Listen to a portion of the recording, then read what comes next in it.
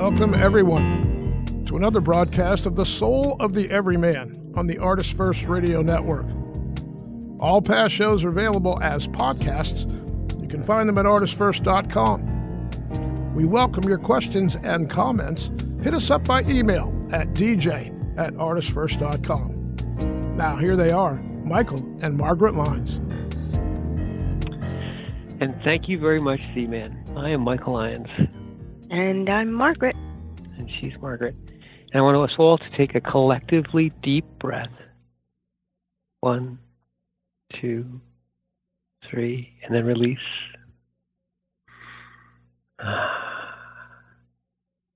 Because life is moving a little too fast these days. Sure. And we all need a little break. But although the hectic pace of life can be wearing, taxing even, it can almost be overwhelming. By the way, it's poetry night. Oh, gee. Scott loves poetry night. We're doing one of our favorite poets, so Khalil Gibran, who's just really bright light. And if you ever are impulsed to look up his poetry, believe me, it's a full meal and then some. It's very good stuff. But tonight we're going to talk about one of his poems, which in essence looks at the involvement that you should have with your life. You know, it's the drink deep or taste not the Pyrenean spring, I believe it is, if I get that quote right. You have to live life to the fullest. And Gibran, if you read anything about his life, it was a life that was full of trials and tribulations, and he had problems with relationships and with substance abuses and things of that nature, like all good poets. But from that came a gusto and a zest for life that you can find in almost all of his works. And here he kind of codifies it. It's not super long, but it's probably not something we can read all the way through. But maybe we'll start with the title, which my voice is gone, so I would rely upon you. And a few first stanza or so, and then we'll start to jump into it a bit. Yes, it's entitled "Do Not Love Half-Lovers." Do not love half-lovers. Do not entertain half-truths. Half-friends. Do not indulge in works of the half-talented. Do not live half a life, and do not die half a death.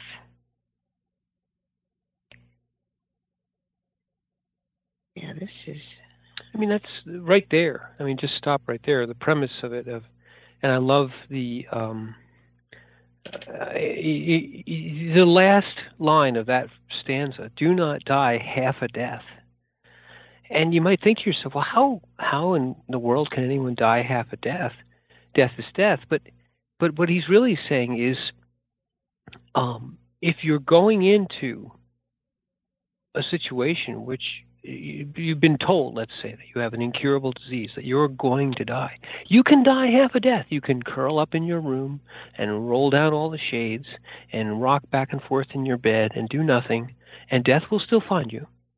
Oh, don't worry about that. Or you can just go out and live your life to the fullest that you can under the sentence of death, and realize, perhaps in that moment, that we're all under the sentence of death, and that it makes no matter whether death finds you huddled up in a corner, trying to hide, or living your life to the fullest, as full as you possibly can to the last breath. And so, don't die half a death. I'm misquoting it, I know, but is really to say live life to the last moment. Well, he says, do not live half a life and do not die a half death. In other words, there's no middle of the road here. Yes. You know, you're either living or you're dying. It's kind of absolute at that point. But I'd like to take the first line of "Do not love half lovers." Oh, I'm glad you did. That is such a great opening line. And you think about that, and you think of just lovers in general. You're in relationship, and you just love. And depending upon what type of relationship you have, whether it's familial or a spouse or a teacher or whatever the relationship, but do not love half lovers. Because think of that for a second. It's like, what's a half a lover? And really, it's someone who's not really committed to loving. Because definition of a lover, in its fullest sense, is someone who loves unconditionally. That would be the highest ideal. But we are human, and lots of people don't love unconditionally. So therefore, you get part lover. And in some respects, the ideal can never be achieved. But I think the sentiment here is that you have to be all in. That's become a popular phrase, kind of being all in, and it comes maybe from sort of the gambling. If you're going to put all your chips into the pot, you're all in. You push your whole stake, you risk it all. Well, that's a synonym for commitment. With commitment, you do not hold anything back. You give all of me for all of you, to quote the song. Well, it's just my point being that human beings, in general, don't even know who they are. How are they going to give who they are completely to the other person when they can't figure it out for themselves? Well, I could just on that point about they don't know who they are, but even in the relationship where you don't know who you are, I believe there's room for putting yourself all in, and in essence, letting the other know that regardless of who I think I am or who I don't know who I am, what I don't know about myself, I'm willing to put my essence in your hands. It's a depth of commitment and it's a depth of trust, which is at the root of these relationships. And yes, of course, it's flawed because we don't know how to live life or love unconditionally down here. But it's the willingness, that comes along with the commitment. What the vows are supposed to mean. Well, the next line in the poem is, "Do not entertain half friends." And I think that ties into the previous line, because a half a friend, I think you begin to understand what a half friend is in high school. Because that age, they're still trying to figure out their core as well as how do I fit in. That's usually the two main considerations at that age. But do not entertain half friends. So what is a friend? And you have to figure that one out.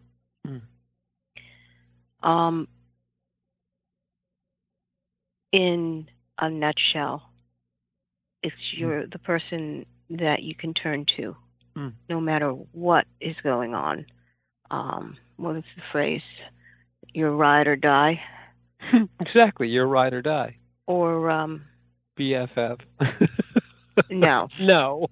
I know. I said it was no. Ride or die is a good one. I like that. Or and how do you become that way? Is because you know that person has your back. and will always have your back. And that's important because, and this is a different topic, but people in leadership position need to have that quality, that they have the back of the people who they are in charge of. And that's how they get there. Now, if people discover that you won't fight for the group, the platoon, especially in war, you need someone who's going to cover your back. Right. I've got your six, so to speak. They won't give that position, even if the person is promoted to a higher position. They won't sign on with him, because they know he doesn't have their back. Right. Well, again, this is good. Speaks to trust, and the Christ's words are: if you wish to lead, you have to serve. You have to become the servant of all. Those who are in a leadership position. This is a little off, but it is important. Don't entertain. Don't follow half leaders. Don't follow a leader who will lead from behind. Let's say, who won't take the risks that you take. Who will put you in harm's way, and then if something goes wrong, blame you. That the quality of the friend is that even when you're not present, they're defending. Their words about you don't need to be monitored. You have complete trust. And the same, again, friendship and relationships are a two-way street, and you have to give what you get. You have to both. If you're going to be a true friend, if you're going to have a true friend, you have to be a true friend. You can't expect. That's a half friend too. I want you to be completely loyal to me, but I can do whatever I want. Because Yeah. No, and ideally,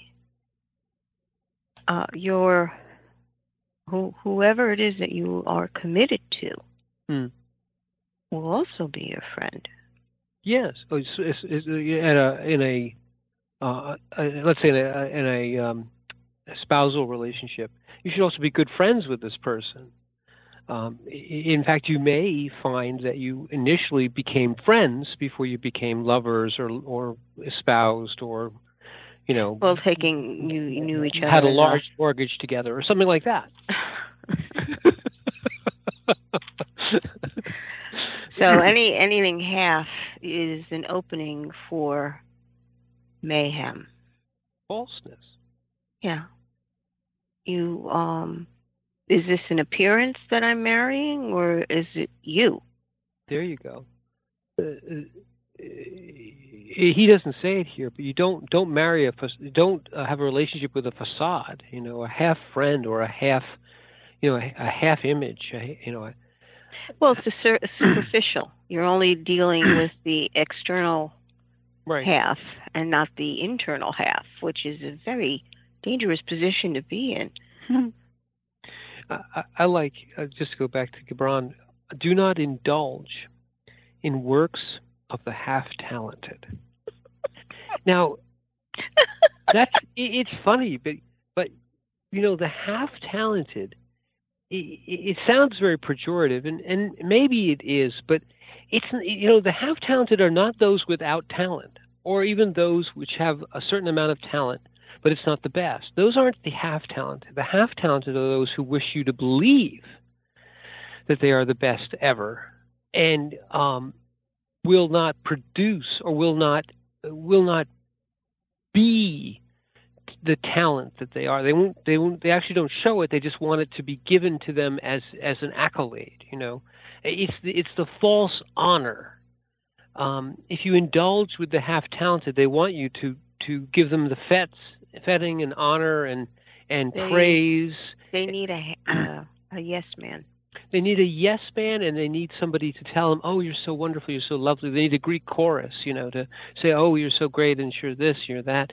And you see so much of that now with social media. The folks whose whose main claim to talent or fame is how many people are, liking them, for argument's sake. The influencers. And you say to yourself, well, you're no better than anyone else here. You just happen to have a whole bunch of people who are, your enablers, your yes men. And true talent can often be conflated or confused with this sort of half-talented. So Gibran is basically warning us here: don't indulge, don't indulge, don't consume, don't take within yourself, in essence, pollute your own essence with the works of the half-talented. Don't give them your praise, at least from the point of view of saying that to meet their ego. You have to say, I see what you have here, but it is not what I wish. I wish something greater. I'm going to go on. Be honest with yourself about what you see. If you become engaged with any of them, the half-talented, the half-friends, and the half-lovers, that is a half-death. Yeah. Because you're not living fully to the honesty of your soul. Yes. You have an opinion, you have a thought, and you can't just say it. Yeah. You have to reel it in, and for some, there's a lot of protocol that has to be met before you get the interaction going.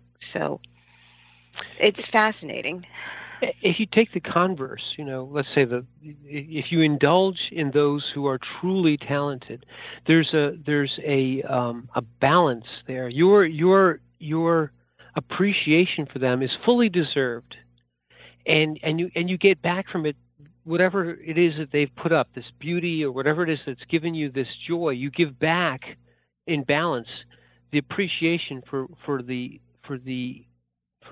pleasure that you've received. So what you're saying is, if you engage in the halves, the half lovers and half friends and half talented, it's draining. It is.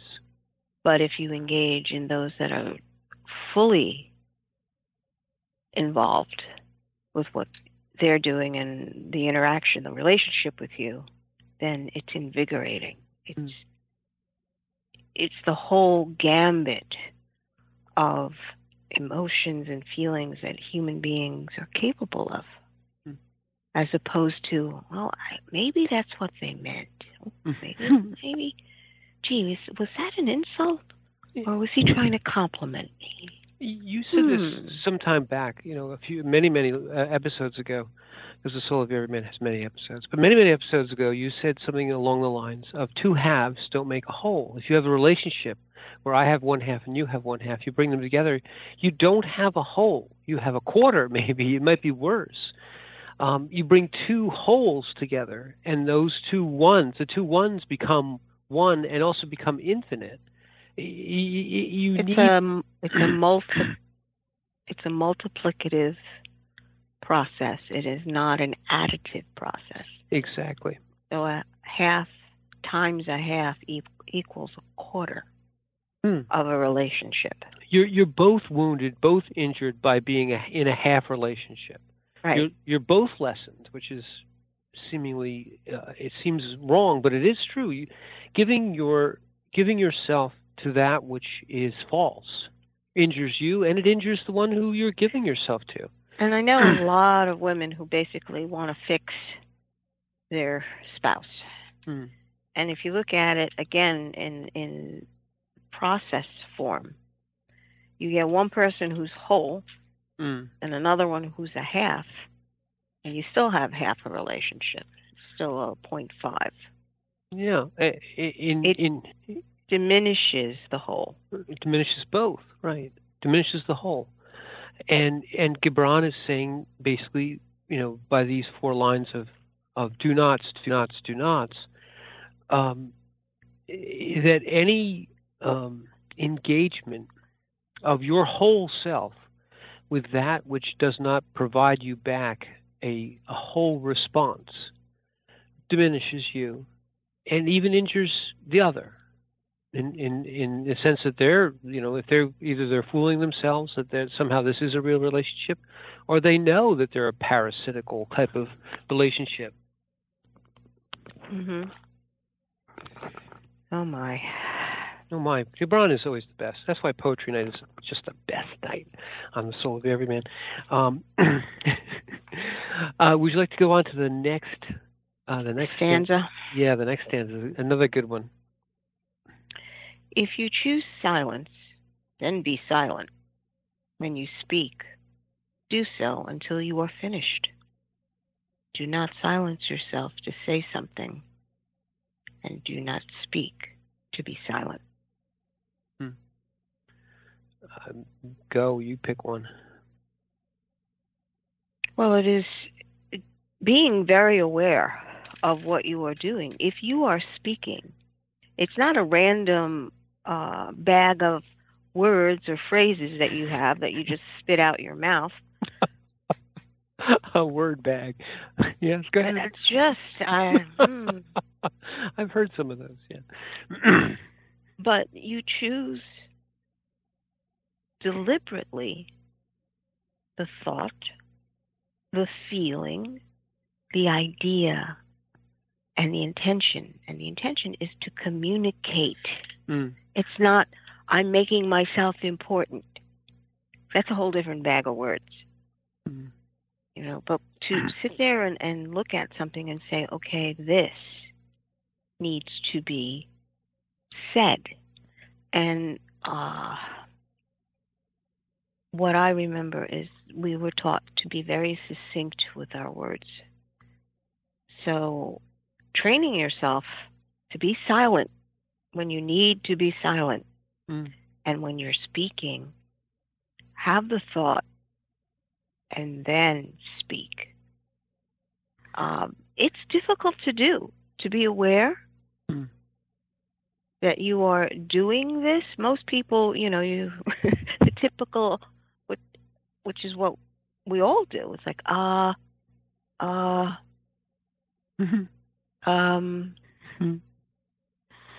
Well, there's something of that, but there's also something here which I think these are, in other words, when you choose to act or you choose to be silent, you do so in a whole manner. It's again not doing things by halves. You in awareness, as you said, in awareness. There's this old phrase, better to remain silent and be thought a fool than to open one's mouth and prove it, But it's even along the lines. It's really along the lines of, if you are internally whole, when your silence speaks volumes, and if you have something to say when you open your mouth, people will listen because you don't spend your words as though they were, scattershot to the winds, or just talk just to hear your lips, hear your sounds come out of your mouth and watch your lips move. Your words carry gravitas, carry weight, and as you said, being taught to measure your words and have a whole thought and to express it, not necessarily always, let's say, in the least amount of words, but in the words that, as you said also, that bring your thought most fully to the other, because words have meaning, and there are so many words. You have to learn to choose and to understand the nuances of words and understand why this word is more appropriate than that. I'll just say from my own point of view, I oftentimes find myself pausing and internally searching for a word. And you may have noted this if you're a frequent listener. I'll stop and I'll think, and then I come out with, because internally many words occur to me, and I've learned after the last 6 decades not to just blurt out the first one. to wait and let myself come to the right one, or the one I think is most right at the moment. Maybe I'm not right, but I allow a space for the word to come in. Ground. Yes, and that helps too, to ground, because that centers your awareness, which helps to choose and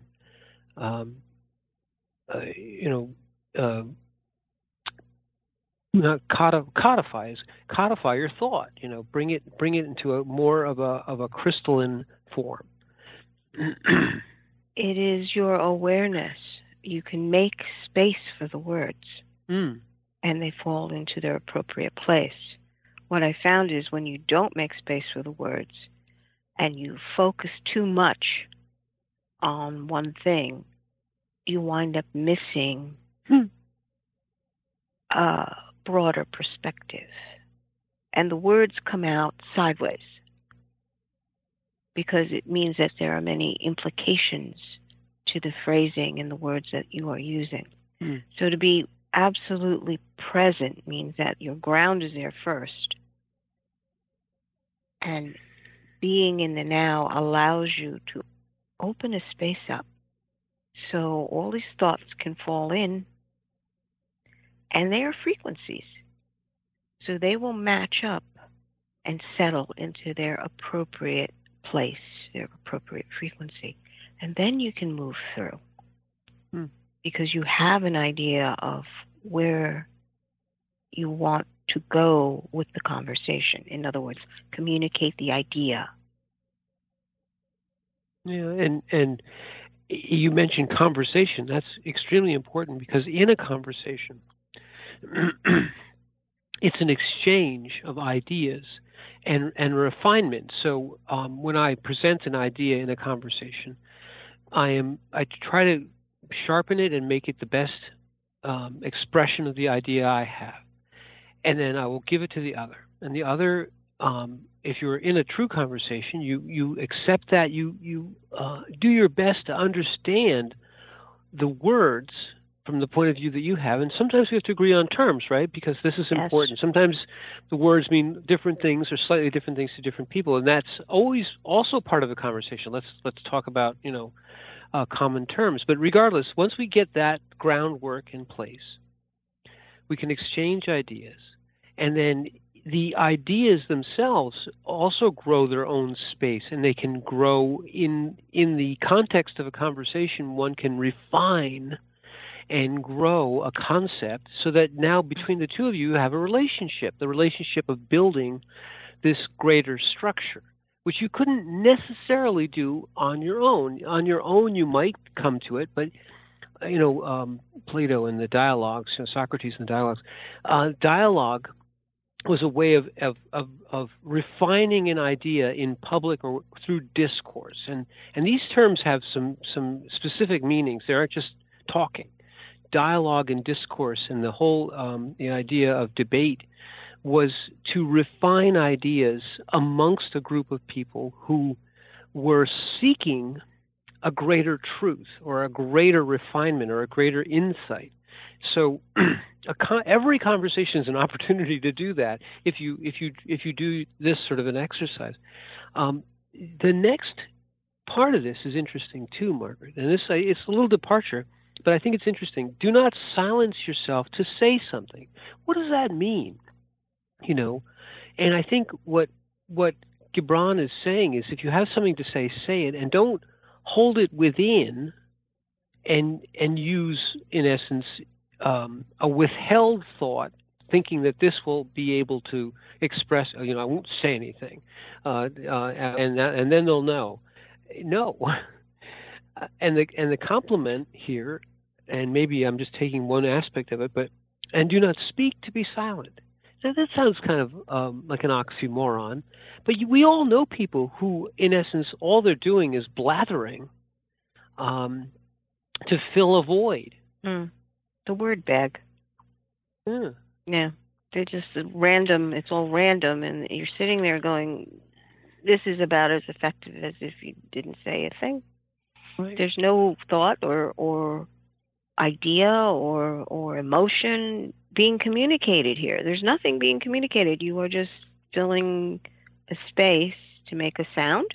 And I think it's not only is nothing being communicated, you're actually taking things away from the other because they may be expecting you to be giving them information, and instead you're kind of wasting their time and wasting their energy. All right. If you accept, then express it bluntly. Do not mask it. If you refuse, then be clear about it. For an ambiguous refusal is but a weak acceptance. Yes. So this is, again, we're talking about being very clear in communication, which is vital for any kind of relationship or any interaction. Because some people like the blurry response where they can interpret it the way they want to.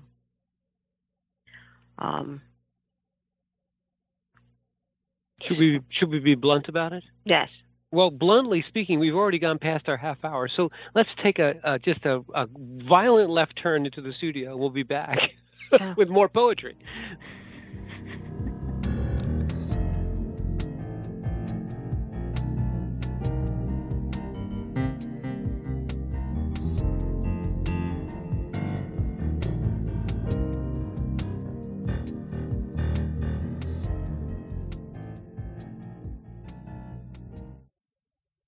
The Fat Man Gets Out of Bed is the latest book from Michael Lyons, the award-winning author of There is a Reaper. Featuring 13 original stories, this wide-ranging collection has everything. Forbidden love, gods versus demigods, weird invading aliens, sexy seductive artificial intelligence, and unusual passion between the living and the dead. All set amidst fantastic worlds of pain and loss and boundless joy. From the sublime to the macabre to the bittersweet, The Fat Man Gets Out of Bed will leave you breathless with laughter, brimming with tears, trembling with suspense. Available now on Amazon.com, Google Play, iTunes, Kobo, and fine e-tailers everywhere. There is a Reaper is the story of 5-year-old Christopher Aaron and his life-changing struggle with leukemia. Winner of both the Indie Bragg Medallion as well as the reader's favorite silver medal for memoir. There is a Reaper has more than 100 Amazon book reviews and a 5-star rating. It has been described as life-changing, spiritual, a must-read. Just released on Audible and iTunes, this memoir is also available in paperback and on Amazon Kindle for only 99 cents. Get your copy of this life-changing memoir today. The wait is over. First Blood, Book 2 of the Blood series is out. Your favorite bad boy thief, Dev, is back, and the beautiful and deadly Trey is right there with him. She is sharp, sexy, and full of surprises. Their adventures continue as a new power arises to threaten the world. The heart of creation is under attack, and time is definitely not on their side as they battle against their enemies' undead hordes. Can they unlock the hidden power that can defeat him, or will his forces draw first blood? Get all 3 installments in the series. Book 0, It's in the Blood. Book 1, Destroyer's Blood, and the new release, Book 2, First Blood, today. Available in ebook and paperback format on Amazon, Kobo, Apple, and most other fine e-tailers. Rick Riordan fans, love mythology with plenty of action and humor? Destroyer's Blood is for you. The new fantasy novel by award-winning author Michael Lyons is Book 1 of the adventures of Dev Kalian, the Blood series. Follow Dev and his magic sword Betrayer as they are suddenly attacked and forced to return to Olympus to fight in a war they want no part in. The world of men and gods is about to be destroyed by Zeus's ancient foe, and only Dev and Trey can stop him. The conflict never stops, and the amazing twist will have you on the edge of your seat. Act now while the ebook is on sale for only 99 cents. Destroyer's Blood is available on Amazon.com, Barnes & Noble, iTunes, Kobo, and fine e-tailers everywhere. And while you're there, get the free prequel, It's in the Blood, available for a limited time. Hi, this is Panna Ruth from the band Wild Hum. check out our new Americana Soul CD, Wild Hum, at our website, wildhummusic.com. And you are listening to the Artist First Radio Network. Thank you.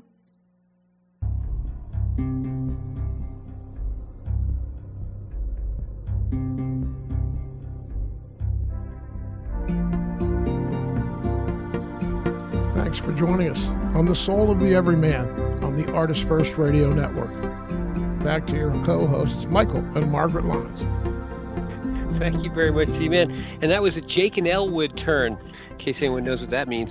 But we're back, and we're on our way to see the penguin. And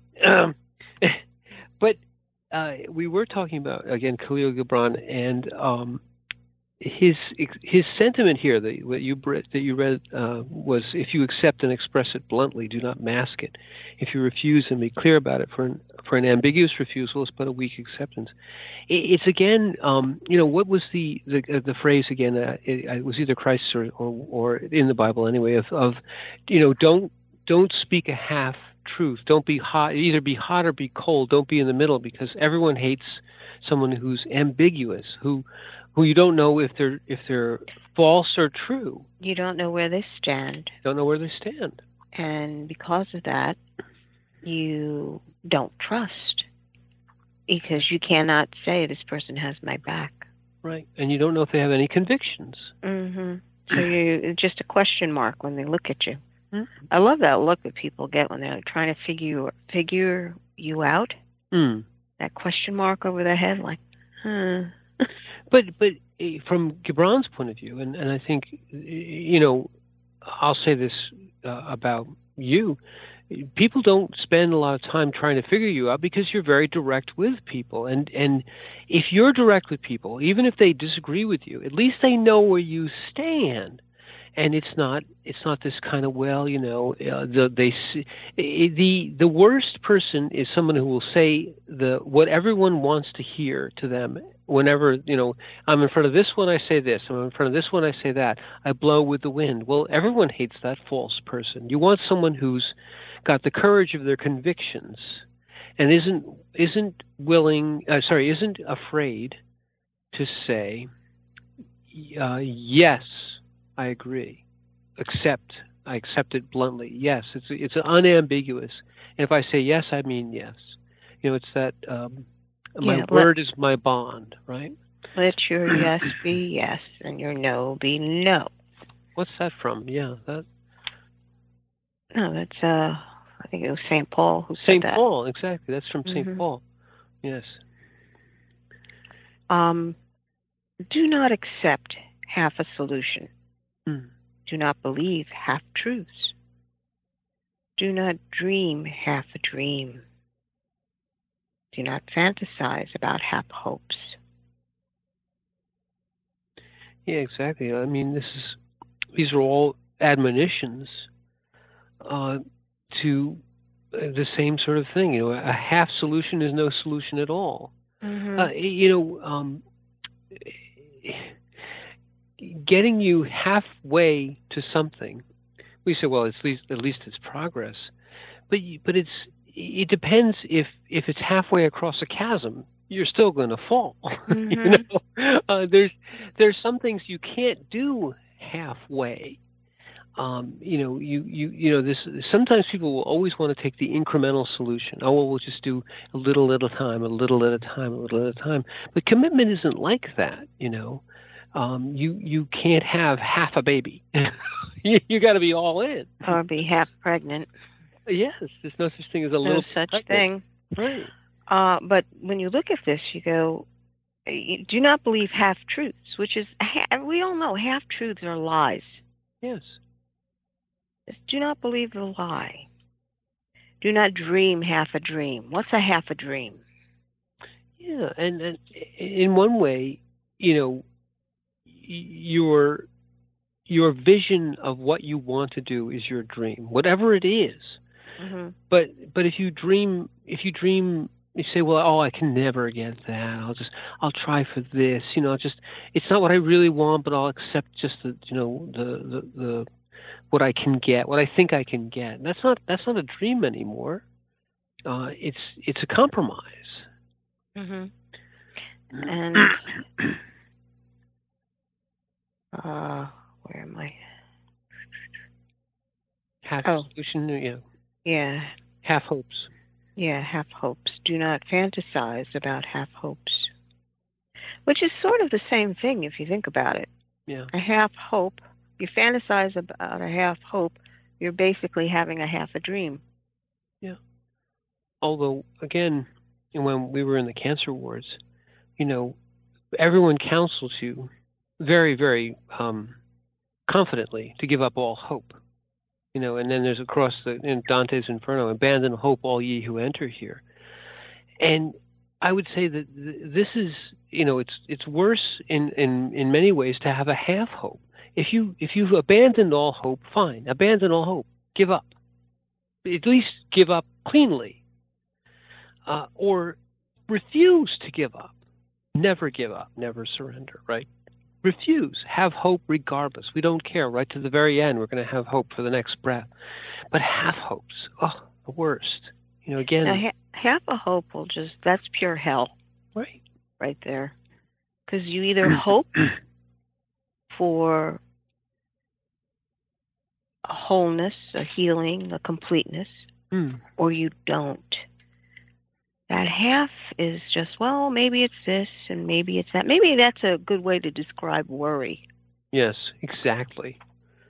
Worry will lead you down a path to tearing pieces of your soul right out of your heart.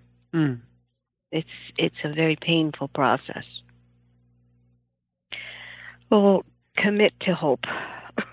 Right. Or commit to a dream. Right, or don't. It's again this sort of do or do not. There is no try. There is no try. Thank you, try. Yoda. Yes, there is no try. There is no try. There is only do or do not. Half a drink will not quench your thirst. Half a meal will not satiate your hunger. Half the way will get you nowhere. And half an idea will bear you no results. I mean, this is just, it's like a trip hammer, because each one of these things is a full truth.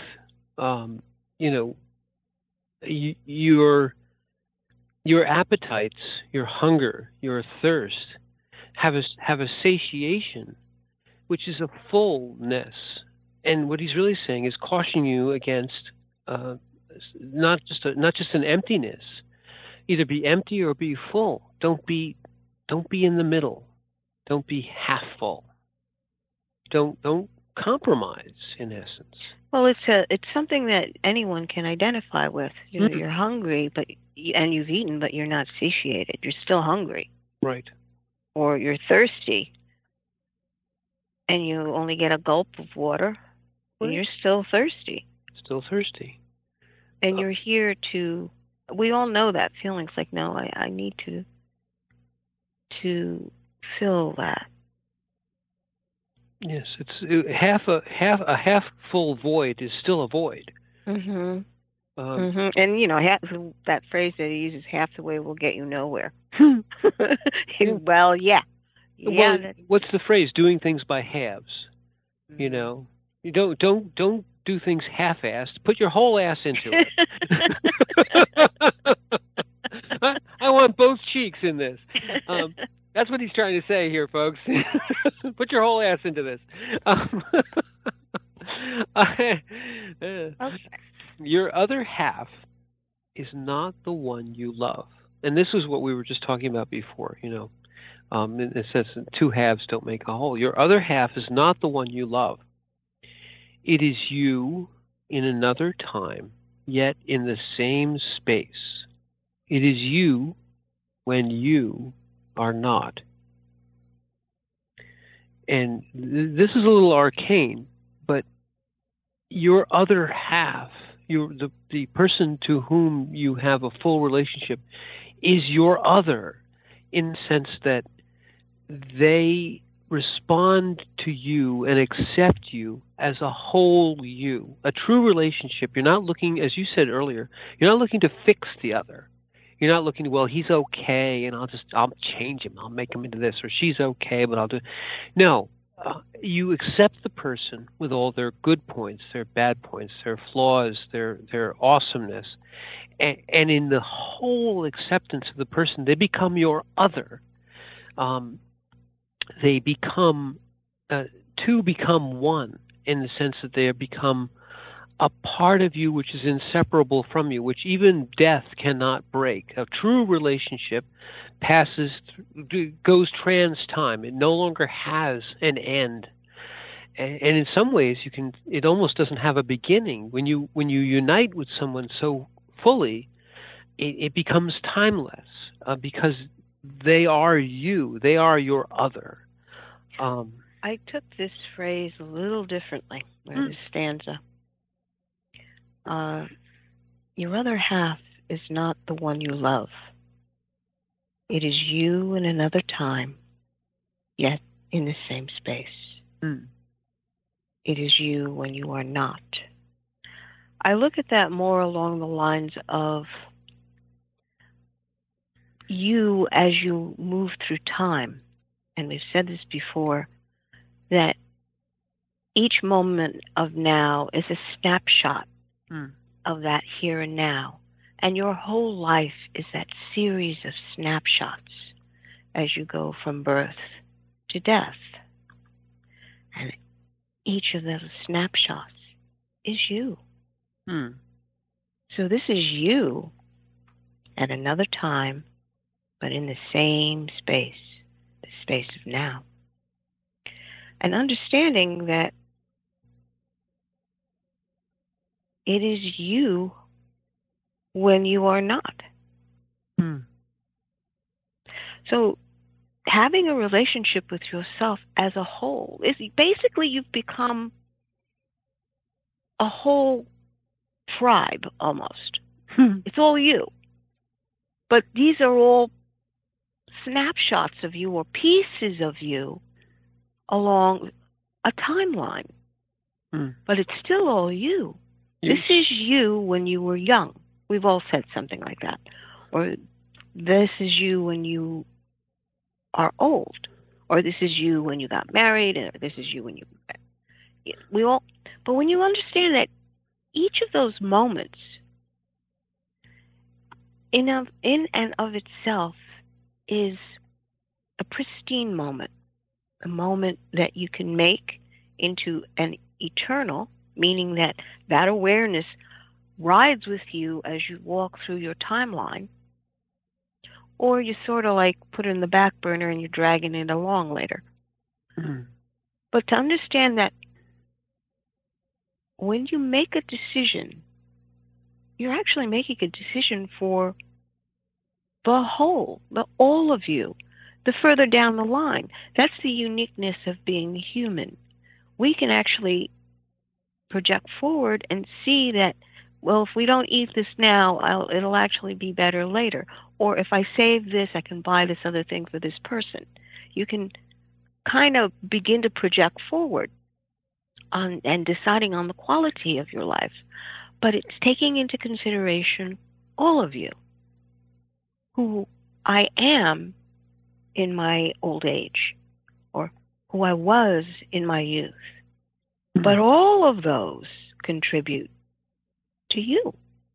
And do you love you or don't you? Do you accept all of that? Because it's on your timeline, but in the same space, which is who you are. I think you've got it better than I did, and owning all of you, including the you that hasn't happened yet, and all of the you that has happened that you know of right now, is a wholeness. It's not a. In other words, don't get to pick and choose you. You have to own all of you. Right. It has nothing. What was the first one? One you love. Yeah, where is that? Your other half is not the one you love. It is you in another time and yet in the same space. Right. I like your interpretation of that. I think this was sort of arcane. This was Gilbran at his best, which is like very dense.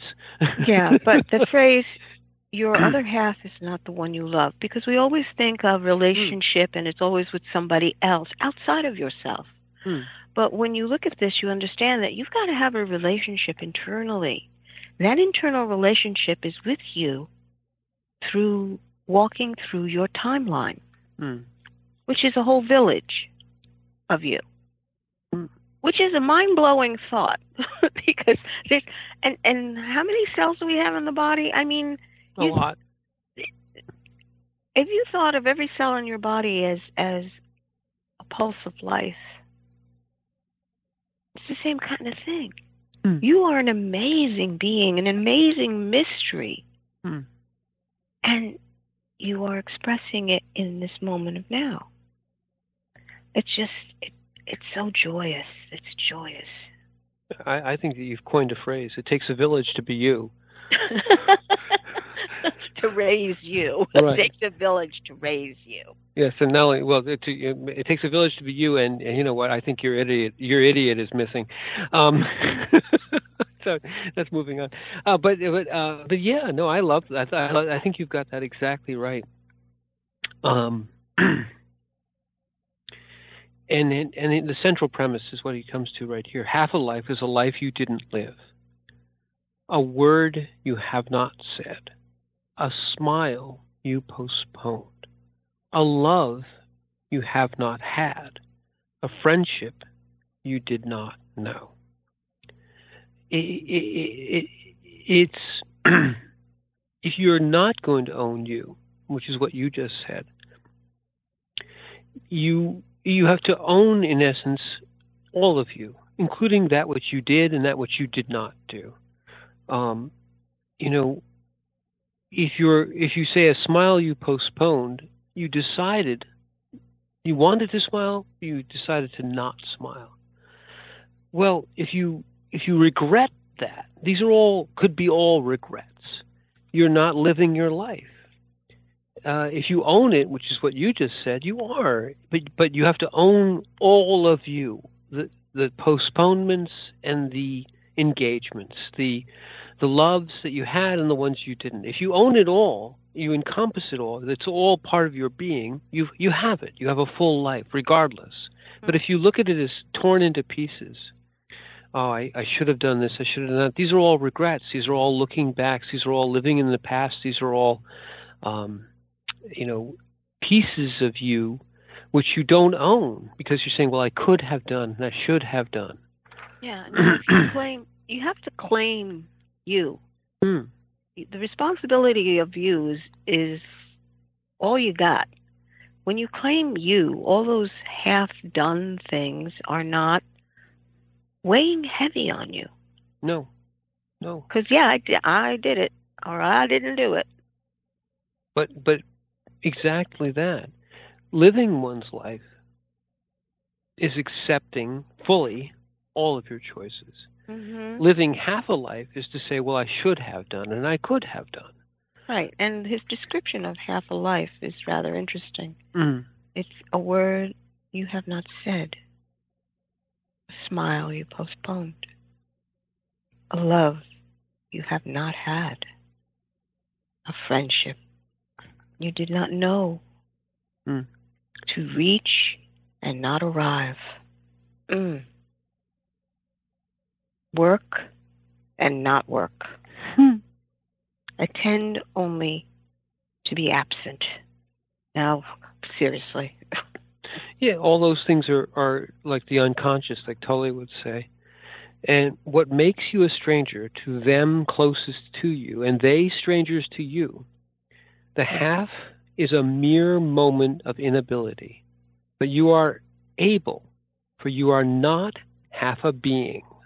You are a whole that exists to live a life, not half a life, which is exactly what we were just saying. In essence, if you accept all of you, your flaws, your missed opportunities, your regrets, all those things, and say, yeah, it's all me. It's the village of me.